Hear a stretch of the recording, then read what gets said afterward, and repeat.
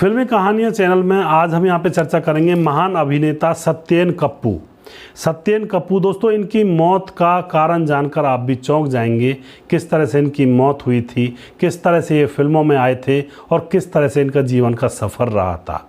आज यहाँ पर पूरी सच्चाई हम जानने वाले हैं इस वीडियो के अंदर। पूरी जानकारी लेने के लिए वीडियो को अंत तक ज़रूर देखिएगा। नमस्कार, मैं हूँ सुदेश कुमार और फिल्मी कहानियाँ चैनल में आपका स्वागत है। दोस्तों, सत्येन कप्पू, इनके जैसे चरित्र अभिनेता फिल्मों में बस कुछ गिने चुने ही हैं। बहुत ही अच्छे चरित्र का अभिनय करते थे, हर रोल में फिट हो जाया करते थे। चाचा, ताऊ, पापा और बुजुर्ग बाप के रोल में और एक मजबूर बाप के रोल में बहुत ही अच्छी तरह से फिट हुआ करते थे। आपको शोले फिल्म का रामलाल तो याद ही होगा, डॉन का पुलिस इंस्पेक्टर वर्मा भी आपको याद होगा। दोस्तों, इन किरदारों को अमर बनाने वाले अभिनेता सत्येन कप्पू ही थे, जिन्होंने इन किरदारों को अमर बना डाला था। सत्येन कप्पू के बारे में दो बातें गलत बताई जाती हैं। एक तो उनके जन्म स्थान के बारे में और दूसरी बात उनके नाम के बारे में। अभिनेता का जन्म स्थान पानीपत बताया जाता है, जबकि वो बम्बई में 6 फरवरी 1931 को पैदा हुए थे, 1931 को। कुछ लोग कहते हैं कि उनका नाम सत्येंद्र कपूर था, जबकि यह गलत है। उनका जन्म ब्राह्मण परिवार में हुआ था और उनका असली नाम था सत्येंद्र शर्मा। दोस्तों, यहाँ पर सत्येंद्र शर्मा के सत्येंद्र कप्पू बनने की कहानी भी बड़ी रोचक है। असल में बचपन में सभी उन्हें प्यार से कप्पू कप्पू कहकर बुलाया करते थे। इसी वजह से बाद में उन्होंने अपना नाम सत्येंद्र शर्मा की जगह सत्येंद्र कप्पू ही रख लिया था फिल्मी दुनिया के अंदर। उनके पिता का नाम बुद्धसेन शर्मा था। वो मुंबई के बड़ी आइसक्रीम फैक्ट्री डिलाइट कुल्फी के मालिक हुआ करते थे, यानी कि यह परिवार बहुत ही अमीर खानदान था। पिता चाहते थे कि उनके दोनों बेटे राधेश्याम और सत्येन बड़े होकर उनकी आइसक्रीम फैक्ट्री को ही संभालें। लेकिन दोस्तों, बचपन में ही उनके माँ बाप की मौत हो जाती है और दोनों भाई अनाथ हो जाते हैं। अब यहाँ पर दोनों भाई अनाथ हो जाते हैं तो क्या फैक्ट्री संभालते और किस तरह से ज़िंदगी जीते। रिश्तेदारों ने भी दोनों भाइयों को पालने से मना कर दिया और इनको दोनों भाइयों को गुरुकुल में छोड़ आए थे। अब दोस्तों, वहीं पर पढ़ लिख करके दोनों भाई बड़े हुए। सत्येन कप्पू के दिल में तो शुरू से ही सिनेमा बसा हुआ था और खासकर वह हीरो नहीं बनना चाहते थे, वह चरित्र अभिनेता बनने का उनका सपना था। और उनका मानना ये था कि चरित्र अभिनेता के हिस्से में अलग अलग रोल आते हैं, खूब सारे रोल निभा सकता है चरित्र अभिनेता, जबकि हीरो सिर्फ और सिर्फ हीरो का रोल करता है। जब वो 16 और 17 साल के हुए तो गुरुकुल छोड़ करके बम्बई में थिएटर ज्वाइन कर लिया था। उन्होंने थिएटर में काम करने लगे थे और यहाँ पर बम्बई थिएटर में उन्होंने अभिनय की बारीकियों को सीखना स्टार्ट कर दिया था। वो अशोक कुमार को बहुत ही पसंद किया करते थे, इसी वजह से वो अशोक की तरह एक्टिंग भी किया करते थे, यानी कि उनकी नकल किया करते थे। एक बार की बात है, मशहूर डायरेक्टर विमल रॉय ने उनको एक्टिंग करते हुए देख लिया था। वो उनके अभिनय को देख रहे थे और अभिनय से काफ़ी प्रभावित हुए थे।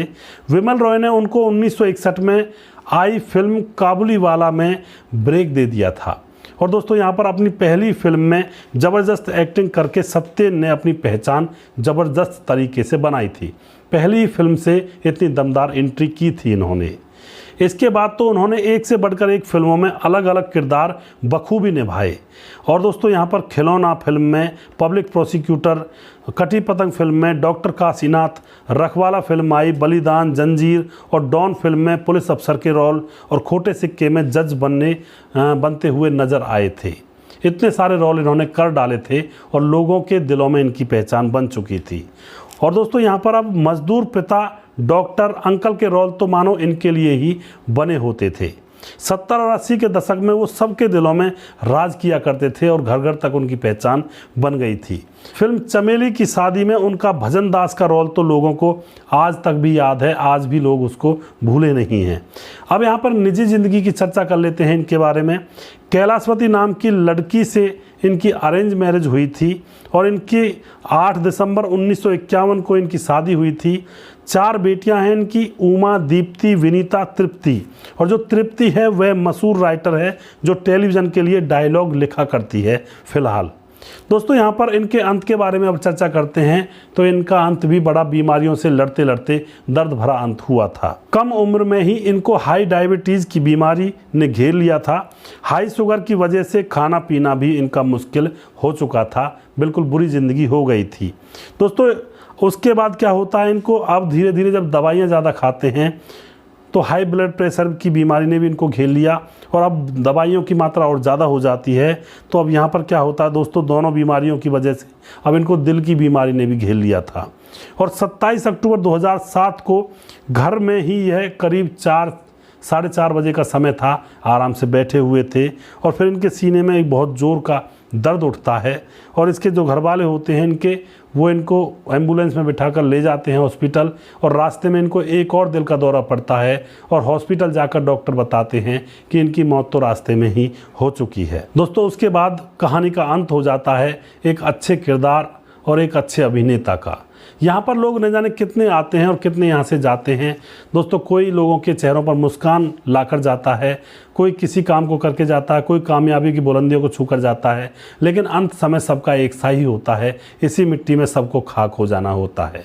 तो यहाँ पर इन एक्टर के बारे में आप जो भी कुछ कहना चाहते हो, कैसी इनकी फिल्में लगती थी, कैसा इनका रोल लगा करता था और कैसा इनका अभिनय था, ये सब कुछ आप कमेंट बॉक्स में लिख सकते हैं। और कौन सी फिल्म में कौन सा रोल आपको इनका दमदार लगा था उसके बारे में भी बता सकते हैं।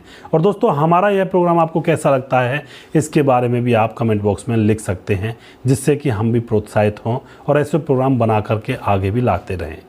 अगला प्रोग्राम बहुत जल्दी फिर से लेकर आऊँगा। तब तक आप खुश रहें, सावधान रहें और अपनी ज़िंदगी को इस तरह से गुजारें कि किसी का कोई आरोप ना रहे और ज़िंदगी खुश रहे, खुशहाल रहे। जय हिंद, जय भारत।